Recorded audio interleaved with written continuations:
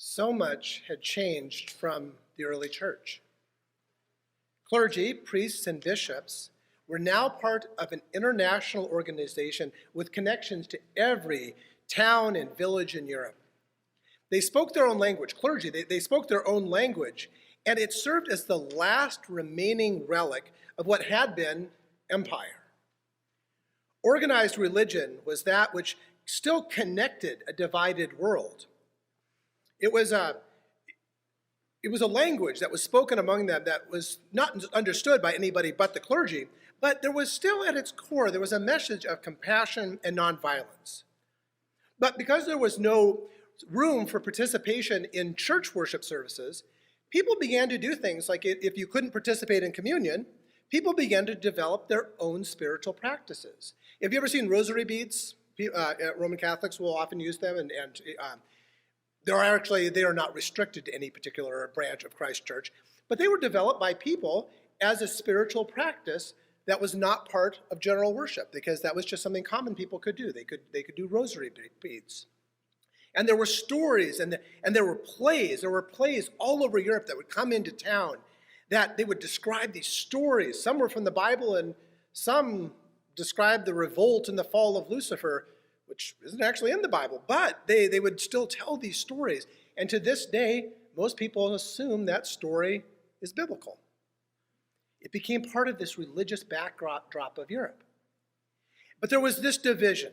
There was a division that had grown between what was sacred and what was secular. And that had not existed in Jesus' teachings. You know, those who rule the Gentiles show off their authority over them, and their high-ranking officials order them around. But that's not the way it will be with you. Whoever wants to be great among you will be your servant. Whoever wants to be first among you will be your slave, just as the human one didn't come to be served, but rather to serve, and to give his life to liberate many people. So on one hand, religion offered education. It offered access to libraries that had largely disappeared with the fall of empire. And on the other hand, religion also discovered something, and it discovered that it actually now had the power of empire. Religion had a growing authority that it really didn't understand at first.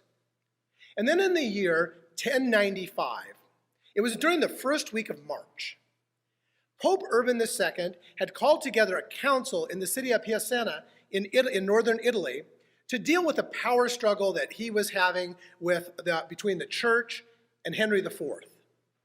And as they were having this church meeting to talk about how they were going to deal with this, an unexpected request arrived from the eastern half of Christianity, from the church in Byzantium. The Eastern Church was requesting that the Pope send a small army, maybe a few hundred knights, just a few hundred knights, to help them retake some cities that had been captured by the Turks. Pope Urban did something that first week in March that we are still living with the consequences of this week. So instead of simply complying, he realized that he could do something to demonstrate his strength to Henry IV, because he was going to call for an army not just from Italy, but he was going to call for an army from the entirety of Europe, something that no mere king could do. So a call went out that this was an opportunity for everyone to go and fight infidels and go all the way to Jerusalem. Every priest throughout Europe, throughout this entire network of churches that they put out the message that anyone who could join the crusade would be given two important things. One, you would be granted immediate eternal life in heaven when you died. And you got to keep whatever plunder you got along the way. The response was beyond what anybody expected. Not just knights, but tens of thousands of peasants, merchants, They left their jobs, left their homes, their families, and they just started walking east. With a division between the clergy and nobility and the common people, what Pope Urban had discovered was that he had more authority than he ever knew. They had discovered the power of organized religion. Jesus said, "This is my commandment. Love each other, just as I have loved you. No one has greater love than to give up one's life for one's friends." How did it happen? How did a religion that claimed Jesus, how did that religion go from inherently nonviolent to making killing a penitential act? How does that happen? Jesus wept and is weeping still as armies again gather at Jerusalem. How could a religion based on a nonviolent man who chose death over violence, how could that be perverted into making killing a holy act? Jesus entered Capernaum. A centurion had a servant who was very important to him, but the servant was ill and about to die. When the centurion heard about Jesus, he sent some Jewish elders to Jesus to ask him to come and heal his servant. When they came to Jesus, they earnestly pleaded with Jesus. "He deserves to have you do this for him," they said. "He loves our people, and he built our synagogue for us."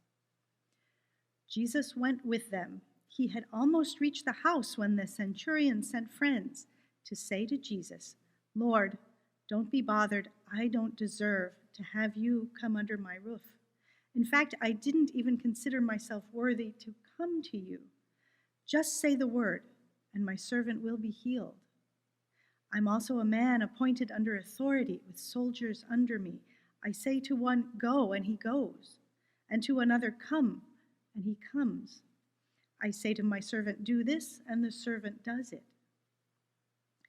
When Jesus heard these words, he was impressed with the centurion. He turned to the crowd following him and said, "I tell you, even in Israel, I haven't found faith like this." When the centurion's friends returned to his house, they found the servant restored to health.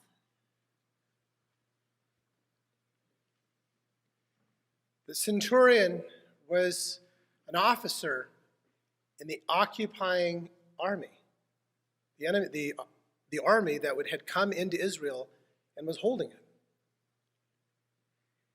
How could a religion based on the compassion one, it looked beyond the uniform, and it looked at the soul of the humble soul of a centurion, and healed the servant of the enemy occupying army, somebody who served empire?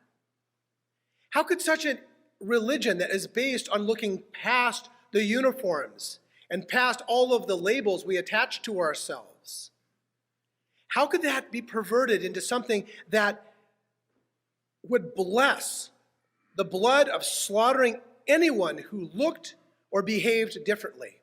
How does that happen? Power. Ego.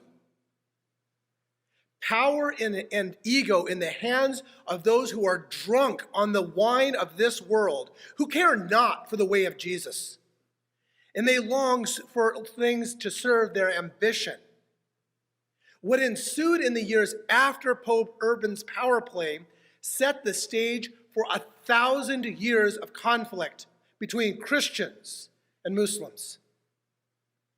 Terrorists launched rockets from mosques, knowing that the pictures of the retaliatory strike and the destruction of the mosque will fuel the fires of violence that were begun so long ago. Religion gets used as a tool by those who seek power to dominate. But Jesus knew. He knew that there would always be those who would use religion to mask their ambition for power.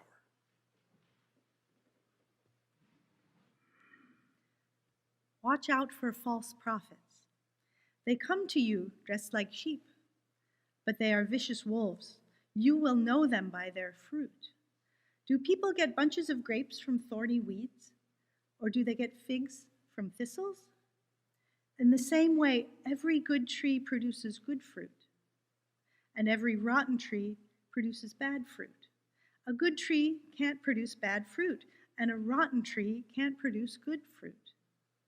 Every tree that doesn't produce good fruit is chopped down and thrown into the fire. Therefore, you will know them by their fruit. What are your fruits?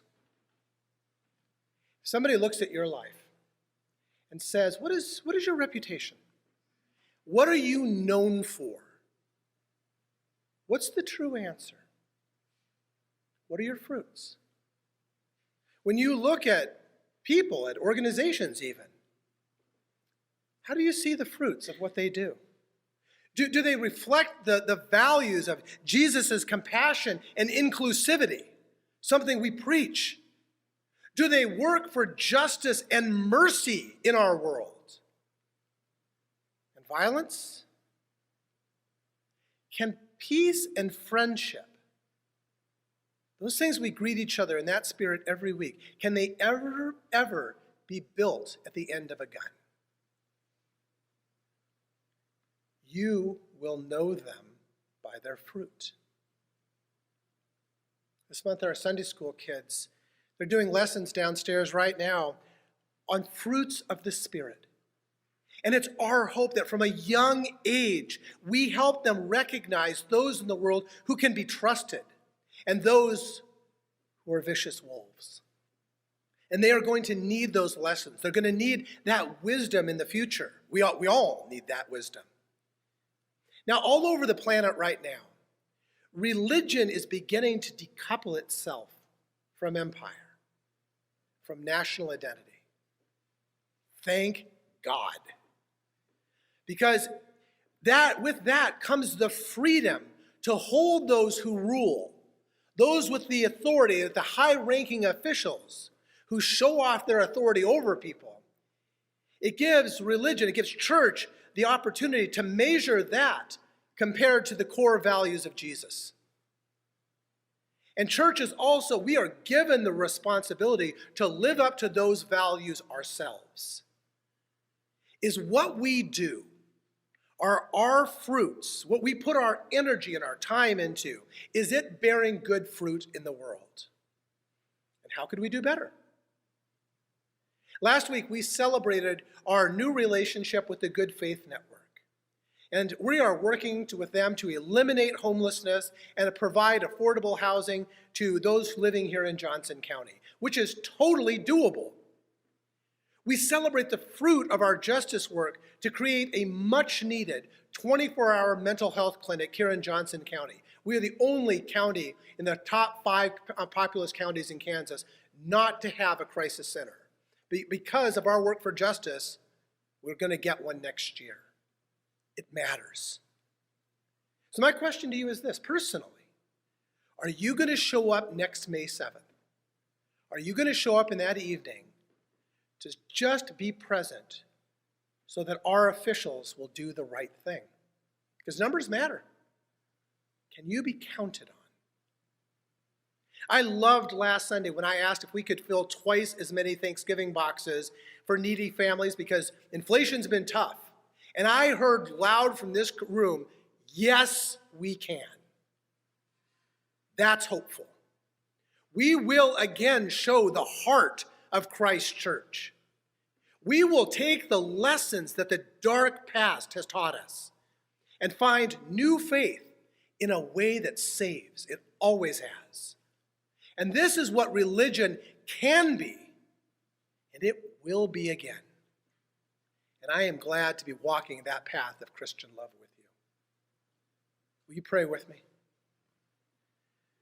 Lord, from the lessons the dark past has taught us, We come to a new time and place.